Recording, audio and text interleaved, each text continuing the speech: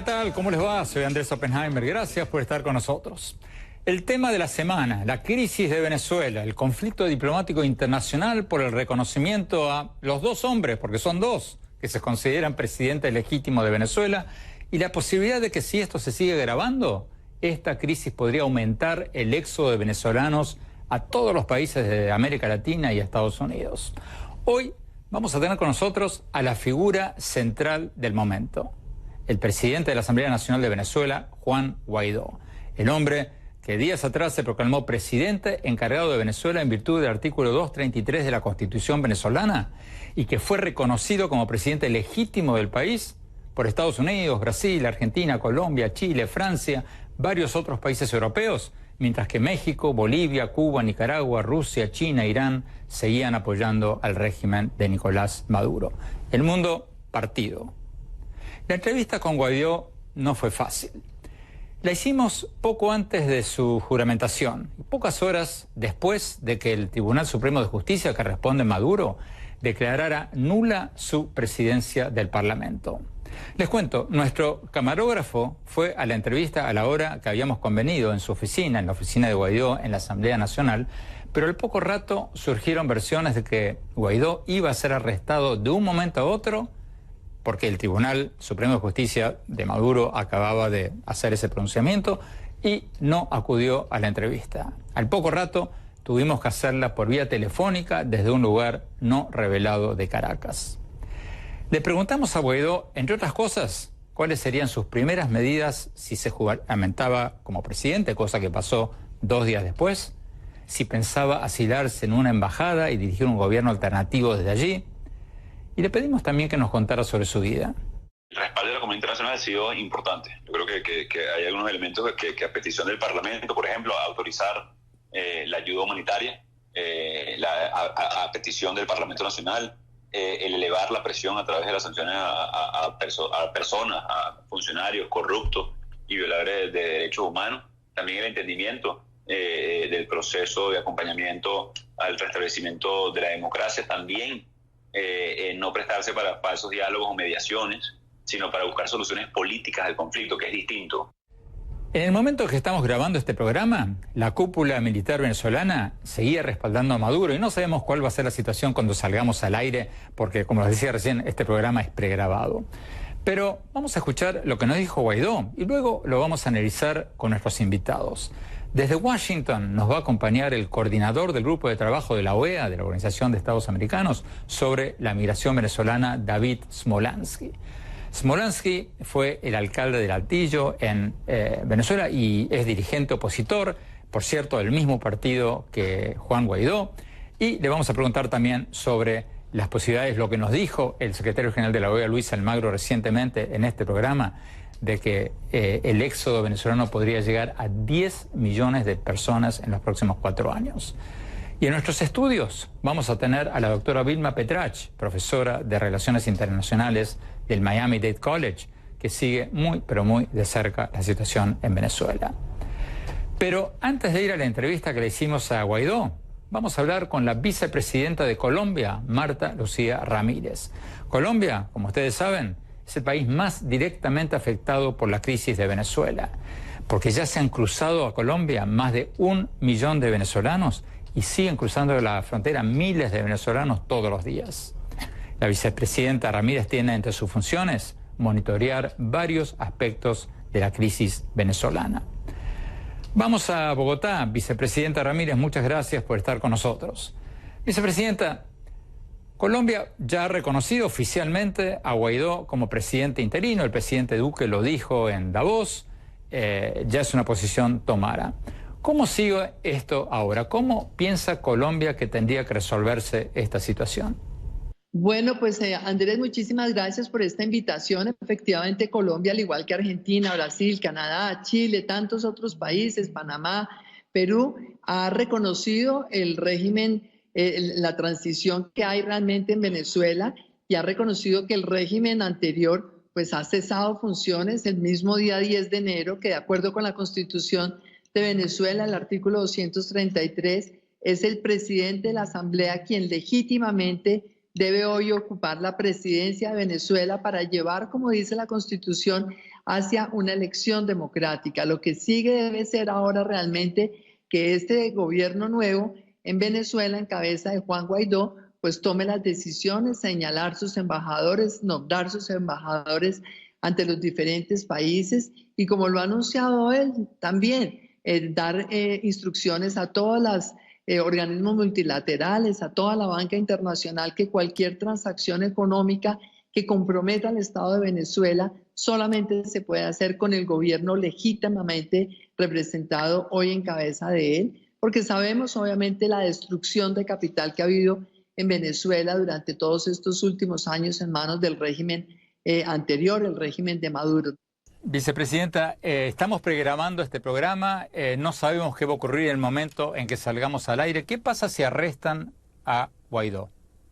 Bueno, pues sería realmente muy grave, porque sería el arresto a un presidente constitucional. Es que esto que ha salido a decir Maduro y su gente, que él fue el que se tomó la presidencia, eso no es cierto. Lo que ha hecho es proceder de acuerdo con la Constitución venezolana, ese artículo 233, y asumir realmente esa obligación constitucional de cara al pueblo de Venezuela, con el apoyo mayoritario de la Asamblea Nacional, que es el único órgano que ha sido elegido democráticamente y que se encuentra en funcionamiento, porque el otro órgano que se eligió democráticamente pero que está funcionando en el exilio, que es el Tribunal Superior, pues no está en Venezuela para poder ejercer. De tal forma que un arresto sería totalmente inaceptable para la comunidad internacional. Maduro dice que hubo un golpe de Estado impulsado por el imperialismo en Venezuela. La oposición y los países que reconocen a Guaidó dicen que el ilegítimo es Maduro, que a partir del 10 de enero, cuando juramentó para un segundo mandato, lo hizo en base a elecciones fraudulentas y que terminó de quebrar el orden constitucional Maduro en el 2016, cuando prácticamente dejó sin funciones al Parlamento, a la Asamblea Nacional, que fue democráticamente electo en el 2015. ¿Qué dice usted al argumento de quienes piensan de que Guaidó es un golpista, que acá hubo un golpe de Estado? Pues evidentemente no hay ningún golpe de Estado por parte de Juan Guaidó, porque, como dije ya, él está cumpliendo el artículo 233 de la Constitución. Quien ocupó ilegítimamente esa silla durante un tiempo largo evidentemente fue Maduro, porque hubo una elección fraudulenta que se calificó como tal por varios países. De hecho, hubo varios países que retiraron a sus embajadores desde hace ya más de un año, justamente porque esa pretendida elección, que no lo fue, pues fue fraudulenta. Ahora, si en gracia de discusión muchos países esperaron hasta el 10 de enero que se debía hacer el cambio de gobierno, pues realmente lo que ha debido hacer Maduro era concluir a medianoche el día 9 de enero el ejercicio de la presidencia y, por supuesto, dar cumplimiento voluntariamente, pacíficamente, a ese artículo 233 que desde siempre se sabía que asignaba la presidencia de Venezuela a quien estuviera en ese momento a la cabeza de la Asamblea Nacional de Venezuela. Entrevisté a Juan Guaidó hace pocos días, 2 días antes que se juramentara, y nos dijo en una entrevista que vamos a escuchar en este programa que su primera acción de gobierno sería pedir ayuda humanitaria internacional. Acaba la pregunta.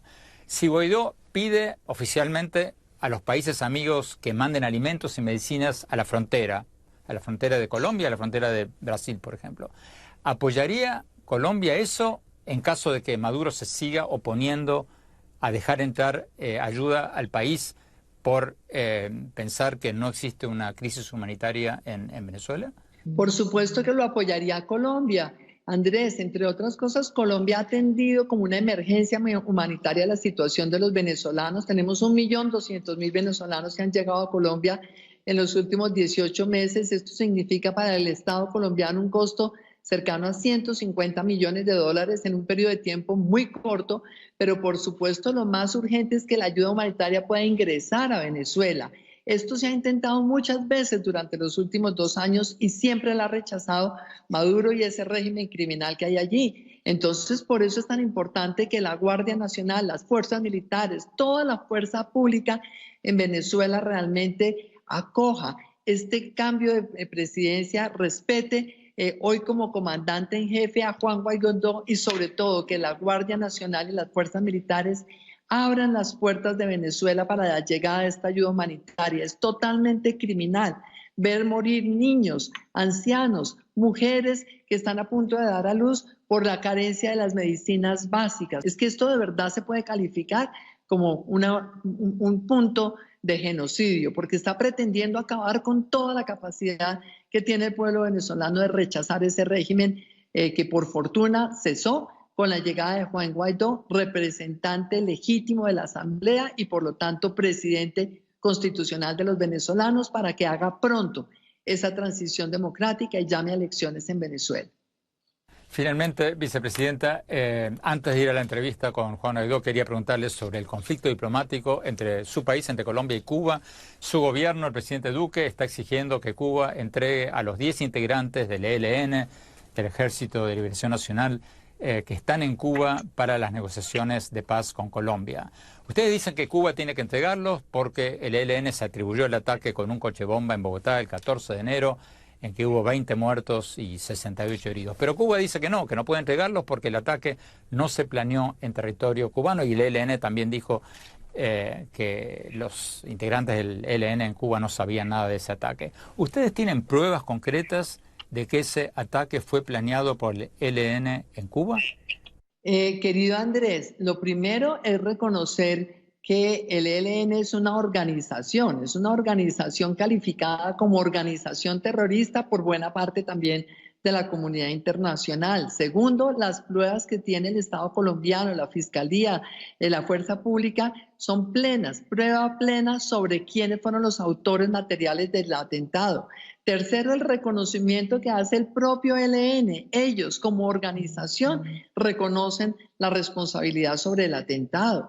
Cuarto, resulta que el gobierno de Cuba, al cual obviamente Colombia le agradece todo su papel por solicitud del gobierno anterior en las negociaciones con las FARC, pues está cumpliendo aquí también un papel de garante. No puede tomar partido a favor de una de las partes y máxime no puede pretender ahora entonces darle validez y darle supremacía a unos protocolos sobre unas conversaciones, porque no son los protocolos de unos acuerdos. Con el ELN no hay ningún acuerdo entre el gobierno anterior, ni mucho menos con el gobierno actual frente al ELN. Son protocolos de unas conversaciones, y esos protocolos obviamente ni siquiera preveían una hipótesis como la que se dio, un atentado terrorista de gran magnitud, pero no cualquier atentado terrorista, un atentado causado con el propósito de hacer el mayor daño posible en un centro de formación académica, en una escuela académica, donde no solamente hay estudiantes, sino montones de población civil que viven allí en esas residencias, de tal manera que ante semejante gravedad de un atentado terrorista, pues no hay ningún protocolo que lo hubiera podido prever, ni mucho menos que lo hubiera podido aceptar por anticipado. Un protocolo que anticipe y que acepte un atentado terrorista, un crimen de lesa humanidad, sería totalmente inaceptable a la luz de cualquier norma del derecho nacional e internacional. Y Colombia sí quiere llamar a toda la comunidad internacional, porque muchísimos de los países que inclusive tienen pena de muerte y hasta prisión perpetua para el terrorismo, los quisiéramos en este momento respaldando firmemente la posición del presidente Iván Duque, no solamente de suspender esa suspensión de las órdenes de captura, sino decir de manera terminante al ELN, no hay ninguna posibilidad de acompañar unas conversaciones de paz en el futuro mientras el ELN persista en hacer atentados terroristas que infligen tanto daño a la población civil. Aquí vemos familias, niños afectados y todas las viviendas alrededor destruidas, sino también obviamente persistir en el reclutamiento de niños y en el secuestro de personas. Vicepresidenta Ramírez, muchísimas gracias por su tiempo. Muchas gracias, Andrés. Muchísimas gracias, vicepresidenta. Tenemos que ir a un corte. Cuando volvamos, vamos a escuchar la entrevista con el hombre que está en el centro de la atención de Venezuela y de todo el continente, Juan Guaidó. Ya volvemos. Sueña. Somos CNN. Muchas gracias. Gracias por seguir con nosotros. Como les contábamos en el bloque anterior, hace pocos días entrevistamos al presidente de la Asamblea Nacional de Venezuela, Juan Guaidó, el hombre del momento en Venezuela, quizás en el mundo. Estados Unidos, Brasil, Colombia, Francia, muchos otros países, las principales democracias occidentales, lo reconocen como el presidente legítimo de Venezuela. Pero Cuba, México, Bolivia, Rusia, China, otros países siguen reconociendo al régimen de Nicolás Maduro, que hasta el momento en que estamos pregrabando este programa, porque no estamos saliendo en vivo, cuenta con el apoyo de la cúpula militar. Lo tuvimos que entrevistar a Guaidó telefónicamente, porque cuando nuestro camarógrafo llegó a su oficina en la Asamblea Nacional para hacer la entrevista que habíamos coordinado, el Tribunal Supremo de Justicia, que responde a Maduro, declaró nulo el nombramiento de Guaidó como presidente de la Asamblea Nacional, y surgieron versiones en ese momento de que sería arrestado de un momento a otro. De manera que lo entrevistamos por teléfono desde un lugar no revelado. Veamos lo que nos dijo.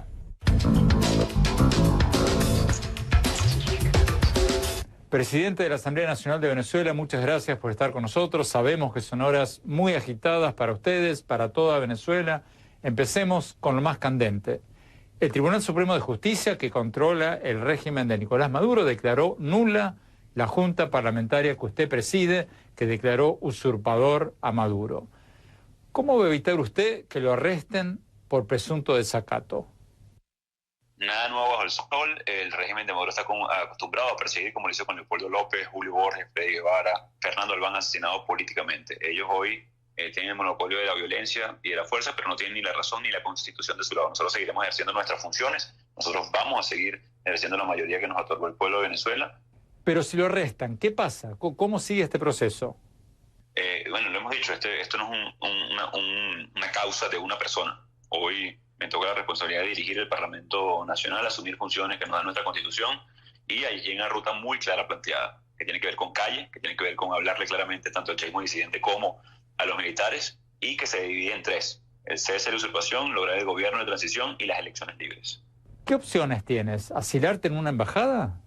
No, en absoluto. Nosotros mañana tenemos sesión ordinaria del Parlamento, la cual está convocada, que tiene además 3 puntos muy importantes, que tiene que ver con la ley de transición, precisamente para normar este escenario inédito que hoy vive Venezuela, explicar la necesidad de amplitud de ese proceso y de que todos los sectores, incluidos las Fuerzas Armadas, son necesarios para el proceso de transición, y adicionalmente lo que tiene que ver con el sistema interamericano. Doctora Petrach, como decíamos antes, este programa es pregrabado, no sabemos lo que va a ocurrir el domingo de la noche cuando salgamos al aire, pero ¿puede haber 2 gobiernos? O sea, ¿puede sobrevivir el gobierno reconocido por Estados Unidos, Brasil, Argentina, Colombia, Francia y tantos otros países, Juan Guaidó, sin que lo arresten? Bueno, yo creo que lo mismo lo comentábamos antes de comenzar el programa, Andrés, que esta es una situación inédita. Evidentemente lo que se está planteando es la posibilidad de que existan 2 gobiernos, uno de los cuales está deslegitimado y es considerado usurpador de acuerdo al propio ordenamiento constitucional del país. Y por el otro lado tenemos un gobierno que está siendo reconocido por las principales democracias del mundo. El tema ciertamente es que el gobierno ilegítimo de Nicolás Maduro, usurpador, está en control del aparato represor del país.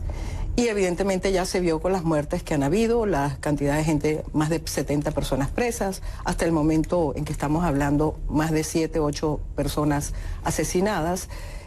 Sabemos que el gobierno, sin embargo, una cosa interesante que se vio, y quiero ser muy responsable con esta opinión que voy a omitir, o este análisis que estoy haciendo, el tema del quiebre militar.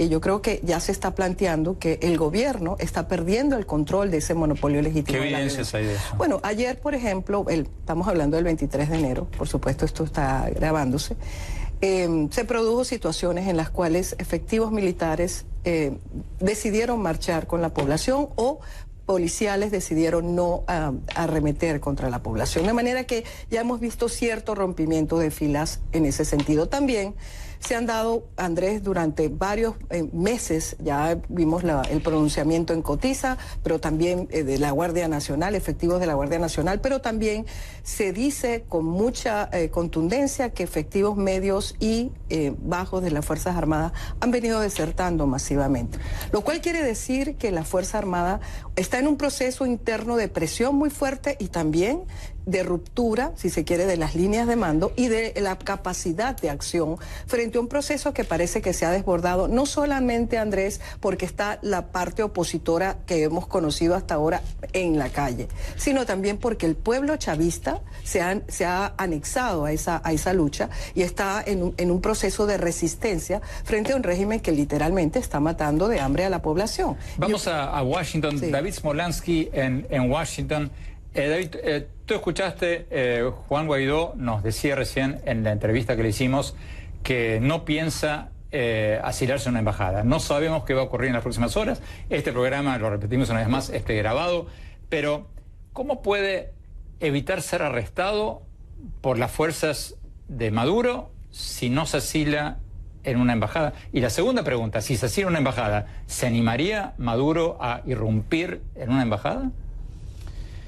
Andrés, con respecto a tu primera pregunta, ya eso sucedió.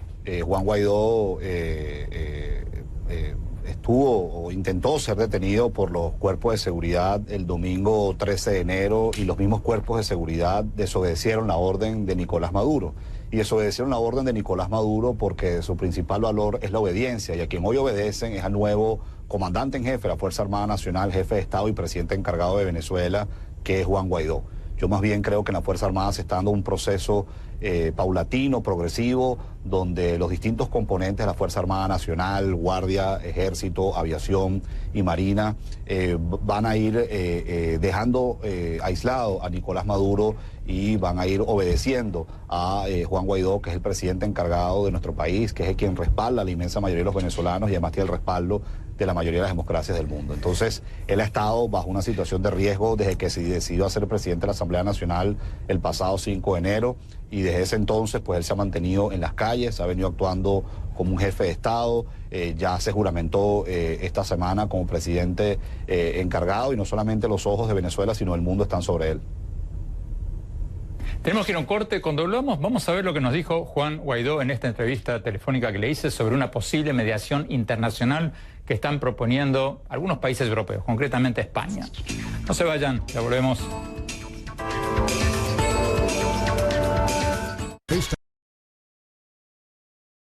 Estamos escuchando la entrevista que le hicimos al hombre del momento en Venezuela, en América Latina, el presidente de la Asamblea Nacional, Juan Guaidó. La oposición venezolana, Estados Unidos, Brasil, Colombia, Argentina, Francia, varios otros países europeos lo consideran el presidente legítimo de Venezuela. Otros, como México, Cuba, Bolivia, Nicaragua, Rusia, China, Irán, lo consideran legítimo al presidente Maduro. Como les contábamos antes, tuvimos que entrevistarlo a Guaidó por teléfono desde algún lugar que no reveló, después de que se canceló la entrevista que teníamos programada con él en su despacho, porque a esa hora habían surgido fuertes rumores de que él sería arrestado de un momento a otro. Sigamos escuchando la entrevista.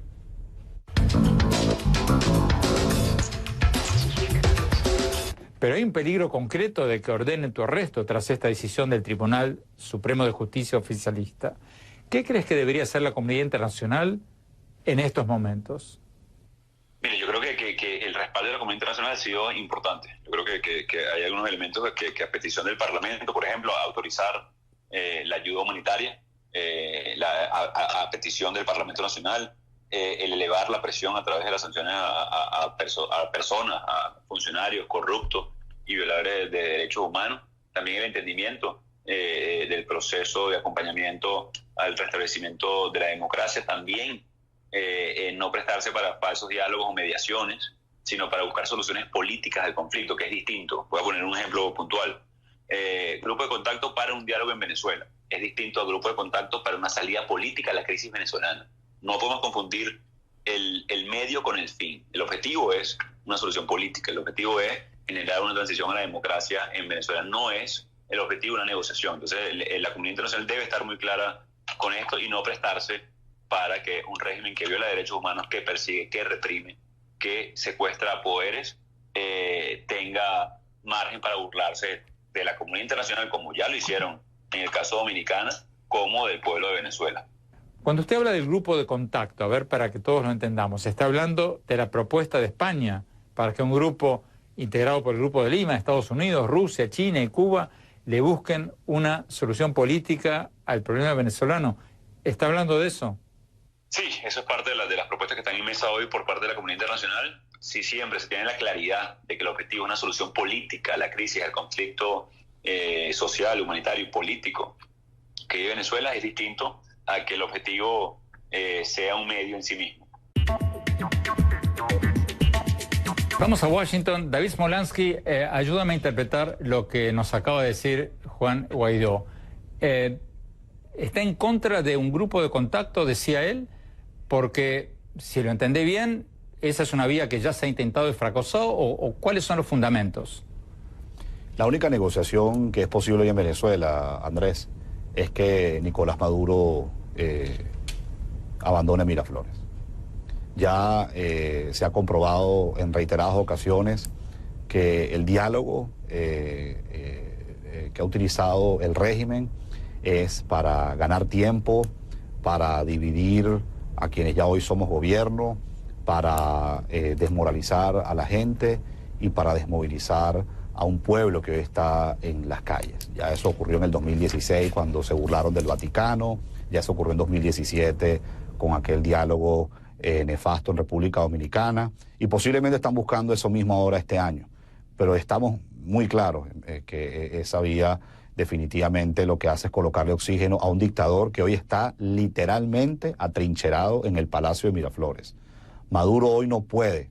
Se habla mucho del presidente Guaidó, pero nadie habla de cómo está Maduro, o cómo está Diosdado, o cómo está Tarek El Aissami. Están literalmente atrincherados en el Palacio de Miraflores o en los pocos puestos de comando militar que les queda, porque la gente los rechaza, porque la comunidad internacional los desconoce y porque cada vez están más aislados ante lo que ya no se puede detener, que es la recuperación de la libertad en Venezuela, la restauración de la democracia, la restauración del Estado de Derecho y sobre todo la reconstrucción de un país que hoy necesita de los mejores para llevarlo al desarrollo.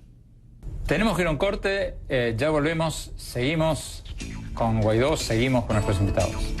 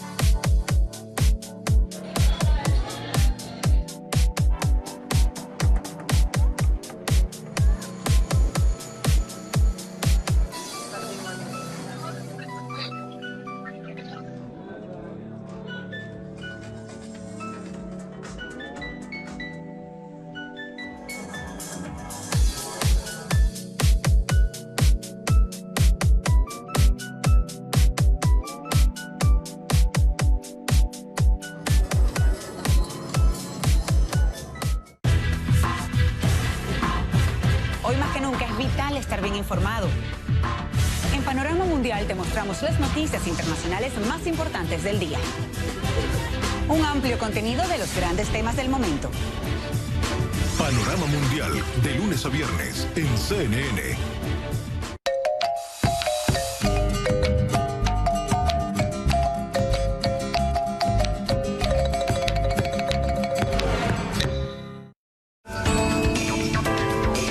Gracias por seguir con nosotros. Estamos escuchando partes de la entrevista que le hicimos al hombre del momento en Venezuela, el presidente de la Asamblea Nacional, Juan Guaidó, el hombre reconocido por Estados Unidos, por Brasil, Colombia, Argentina, Perú, varios otros países latinoamericanos, las principales democracias europeas, como el presidente legítimo de Venezuela.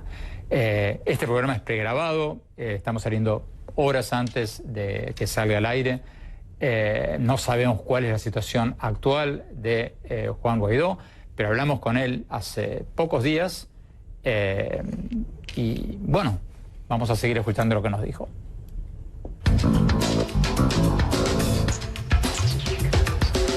Juan Guaidó, presidente de la Asamblea Nacional de Venezuela, ayúdanos un poco a entender lo que está pasando. Si usted juramenta como presidente encargado de Venezuela y recibe el reconocimiento de Estados Unidos, de Brasil, de Colombia, de Argentina, de muchos otros países que ya han manifestado su voluntad de reconocerlo, ¿cuáles serían sus primeras medidas de gobierno? Mira, hay varios elementos con respecto a esto. Nuestra Constitución, hoy secuestrada, han desmontado el Estado de Derecho en Venezuela. Habla del artículo 233, que ante la falta absoluta pudiera asumir el presidente de la Asamblea Nacional, luego está el 333 y el 350. Aquí lo importante con todo esto es que en Venezuela vivimos una situación de secuestro de la Constitución. Aquí lo importante y las medidas urgentes para atender en Venezuela es, uno, asumir esas competencias para atender la emergencia humanitaria severa que hoy vive Venezuela, reconocida ya así hoy incluso por la ONU, lo que ha sido la crisis de migrantes más importante en nuestro hemisferio, y luego estabilizar y dar gobernabilidad a un gobierno que debe dar paso a unas elecciones libres en Venezuela para así poder tener los auxilios económicos pertinentes y necesarios para activar el aparato productivo venezolano, para rescatar la industria petrolera, generar empleos y poder, en definitiva, enrumbar a Venezuela hacia el progreso. Pero no ha contestado mi pregunta. ¿Cuáles serían sus primeras medidas? Bueno, te lo comentaba, Andrés, la autorización de la ayuda humanitaria creo que es lo primero. Hoy muere gente en Venezuela de hambre, y luego la renovación de los poderes que den paso a una elección libre ahora, de nuevo. Y la construcción de consenso para lograr esas capacidades y ese poder para poder cambiarlo es fundamental. Pero, por ejemplo, en ese periodo de transición, ¿podría nombrar embajadores? ¿Podría nombrar un gabinete, ministros? Una vez cese la usurpación y vayamos a un gobierno de transición, sí, tiene que haber un gobierno amplio de nivel nacional donde participen todos los sectores. Pero eso, de nuevo, eso va a tener que ver mucho con la conformación de ese gobierno de transición. Doctor Petrach, ayúdame a entender lo que nos acaba de decir Guaidó. Él dice, y esta entrevista se la hicimos el lunes, 2 días antes que se juramentó, él decía que va a nombrar embajadores y va a nombrar un gabinete y todo eso una vez que cese la usurpación. O sea, ¿no lo va a hacer ahora? No, yo creo primero que obviamente él estaba hablando de un escenario antes. Ya de hecho se nombró, como tú sabes, a Gustavo Tarre. En la OEA. En la OEA. Embajador, representante lo llamaron. Representante, pero ya aparentemente reconocido, no solamente porque hay gobiernos de la región. Acuérdate cómo se tenía que dar ese proceso. Aunque era un gobierno ilegítimo, era el gobierno que existía, y cuando ya hay países de la región que empiezan a desconocer al gobierno existente y se nombra un embajador, ya generas una situación en la cual puedes desalojar al otro gobierno de una manera, repito, no vamos a decir que es el elemento, digamos, la forma jurídica en que normalmente se hace, porque no estamos hablando, Andrés, de una situación normal. Pero ya hay un embajador nombrado, una persona que, por cierto, vive en Washington, conocedora ampliamente de lo que pasa en Venezuela y que además tiene los argumentos efectivos para defender la causa venezolana en ese contexto regional. Por otro lado, tú me hablabas antes, y esto es importante decirlo, la amenaza contra Guaidó vino, y contra la embajada, por cierto, de Estados Unidos, vino de parte de Diosdado Cabello. Acuérdate que el gobierno de Nicolás Maduro es un gobierno bicéfalo. Por lo tanto, el que controla el aparato represivo, que por cierto no goza tampoco del respaldo de las Fuerzas Armadas, controla parte del aparato represivo y amenaza a la embajada de Estados Unidos, específicamente con cortarle la luz y el agua, es precisamente Diosdado Cabello. No ha habido ningún pronunciamiento hasta ahora de Nicolás Maduro, por lo cual pareciera que este gobierno tampoco tiene claro cómo va a actuar frente a este proceso de transición que ya se ha generado abiertamente con la juramentación de Guaidó. Yo creo que ahí están los escenarios abiertos. También corresponde que el gobierno de Guaidó permanezca en el país. Creo que generaría otro vacío de poder que no corresponde y que no es conveniente en este momento, porque también generaría mucha zozobra a nivel de la población. Refugiarse en una embajada sería un paso, en mi opinión, desacertado, Andrés. Creo que le corresponde quedarse, probablemente buscando el apoyo de Fuerzas Armadas disidentes, de elementos disidentes de las Fuerzas Armadas que lo protejan y fuerzas policiales que lo protejan, y otros factores en el cual él pueda permanecer resguardado en el país y dictando directrices para esa transición que se está dando en este momento.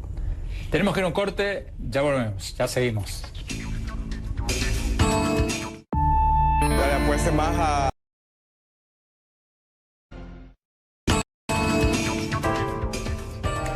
Gracias por seguir con nosotros. Estamos analizando lo que nos dijo en esta entrevista telefónica que le hicimos al hombre del momento en Venezuela, el presidente de la Asamblea Nacional y para muchos países el presidente legítimo de Venezuela, Juan Guaidó.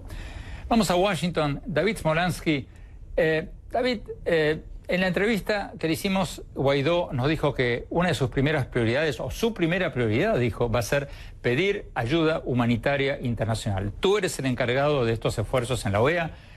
En el pasado, hasta ahora, el gobierno de Maduro se negó a recibir esta ayuda humanitaria diciendo de que Venezuela no está pasando por una crisis humanitaria y que por lo tanto no sería necesario. ¿Cómo puede Guaidó, sin tener las Fuerzas Armadas de su lado en este momento, por lo menos en que estamos pregrabando esta entrevista, hacer llegar esa ayuda humanitaria a Venezuela si no tiene respaldo militar? Lo importante es que ya Guaidó como presidente encargado puede solicitar esa ayuda humanitaria. Y lo que es más importante aún es que hay plena disposición de distintos gobiernos del mundo de ayudar a los venezolanos que hoy estamos padeciendo una crisis sin precedentes por falta de comida y medicinas, con enfermedades que ya habían sido erradicadas y han reaparecido y con millones que tienen síntomas de desnutrición. Hay distintas vías, además de ingresar esa ayuda humanitaria, vías marítimas por el este y el oeste del país, así como también vía terrestre en frontera con Colombia o en frontera con Brasil. Y ahí vendrá el dilema que tendrá la Fuerza Armada. Espera, David, perdón, déjame interrumpirte. ¿Cómo van a entrar por vía marítima o terrestre si no tiene respaldo militar? A eso iba, y ese es el gran dilema que va a tener la Fuerza Armada Nacional. Si los soldados entonces van a bloquear la comida y la medicina que tanta falta le hace a los venezolanos, incluyéndolos a ellos, incluyéndolos a sus familiares. Yo insisto, como te decía anteriormente, que en la Fuerza Armada Nacional se está dando un proceso paulatino donde van a terminar de obedecer a Juan Guaidó como jefe de Estado y comandante en jefe de la Fuerza Armada. El descontento que hay en los rangos medios y bajos de los militares en Venezuela es muy alto. Además de eso, ellos saben las torturas a las que han sido sometidos los soldados institucionalistas que hoy están injustamente presos por razones políticas. David Smolansky, a ver, aclaremos esto porque tú eres el coordinador de los esfuerzos de la OEA para la crisis de refugiados venezolanos y por lo tanto estás directamente involucrado con este tema de la ayuda humanitaria. Si el presidente de la Asamblea Nacional, reconocido por muchos países como presidente legítimo, Juan Guaidó, pide ayuda humanitaria, tú desde la OEA, desde tu postura, desde tu posición, vas a impulsar, vas a recomendar que los países miembros de la OEA manden ayuda, medicina, alimentos a Venezuela o por lo menos a las fronteras de Colombia y Brasil con Venezuela para poner a los militares en esa situación de tener que decidir si aceptarlo o no. ¿Tú personalmente vas a empujar para esa salida? Es que totalmente, Andrés. Es decir, hoy los venezolanos se están muriendo literalmente de hambre. Hoy enfermedades como la malaria, la tuberculosis, la difteria que habían sido erradicadas han reaparecido en Venezuela. Mi función es el grupo de trabajo para los migrantes y refugiados venezolanos y yo he podido ver la situación dramática de mis hermanos venezolanos cuando llegan a Cúcuta en Colombia o a Boavista en Brasil. Y no solamente lo he visto yo.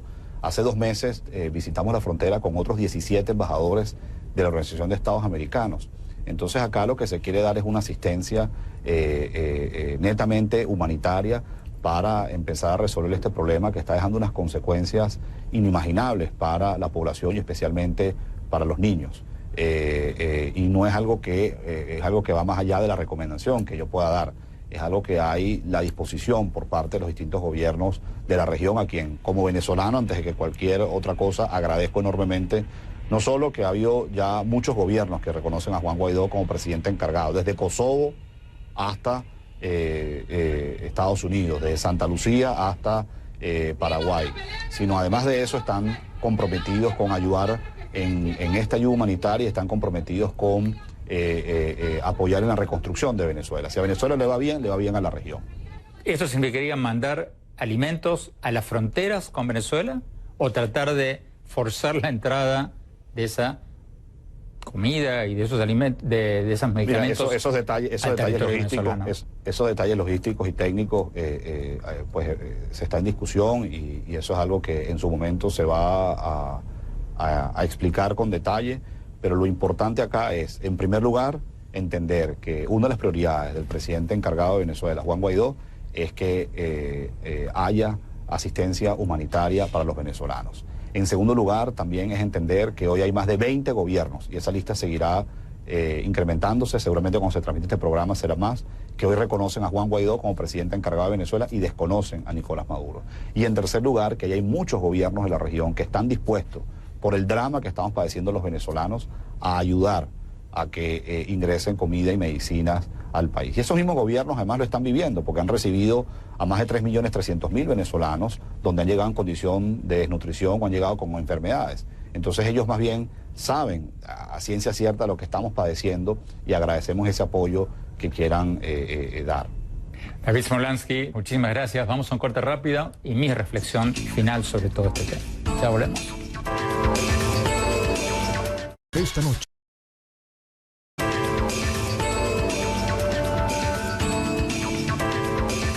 Muchas gracias por seguir con nosotros. La verdad es que fueron dramáticos los testimonios que nos dieron en el programa de hoy el presidente de la Asamblea Nacional de Venezuela y para muchas democracias del occidente, las principales, el presidente legítimo de Venezuela, el presidente encargado de Venezuela, Juan Guaidó, y la vicepresidenta de Colombia, Marta Lucía Ramírez.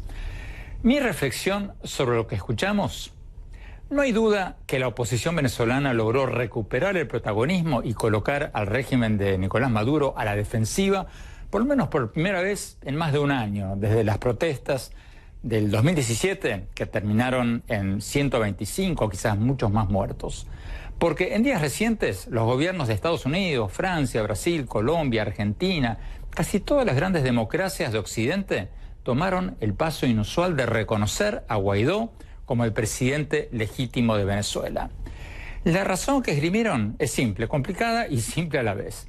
Y es que la Asamblea Nacional, el Parlamento, el Congreso que preside Guaidó, era la única institución democrática que quedaba en Venezuela. Y Guaidó invocó el artículo 233 de la Constitución venezolana, que dice que cuando el poder está vacante, debe asumir como presidente encargado de convocar nuevas elecciones el presidente de la Asamblea Nacional. Y la Asamblea Nacional, que fue electa democráticamente en el 2015, en una elección en que arrasó la oposición, había votado que Maduro se había convertido en un presidente usurpador, esas fueron sus palabras, a partir del 10 de enero, cuando Maduro inició un nuevo mandato, porque ese mandato se basa en elecciones del 20 de mayo del año pasado que fueron fraudulentas. Entonces, Guaidó juró como presidente, muchos países importantes lo reconocieron y muchos otros países importantes lo siguieron apoyando a Maduro. ¿Esta puede ser la última oportunidad para la oposición venezolana o para la restauración de la democracia en Venezuela? Porque el tiempo corre a favor de Maduro. Si siguen huyendo del país millones de venezolanos, Maduro se va a quedar con una masa de gente dependiente de los subsidios de comida del gobierno y por lo tanto fácilmente controlable, como en Cuba. Según nos dijo el secretario general de la OEA, Luis Almagro, en este programa hace poco, el éxodo de venezolanos podría llegar a 10 millones de personas en los próximos 4 años. Y la gran pregunta es si el régimen de Maduro no está buscando precisamente eso, que se vaya toda la clase media y una buena parte de la clase trabajadora para quedarse con una población fácilmente controlable. Por eso, los próximos días, las próximas horas serán cruciales para Venezuela.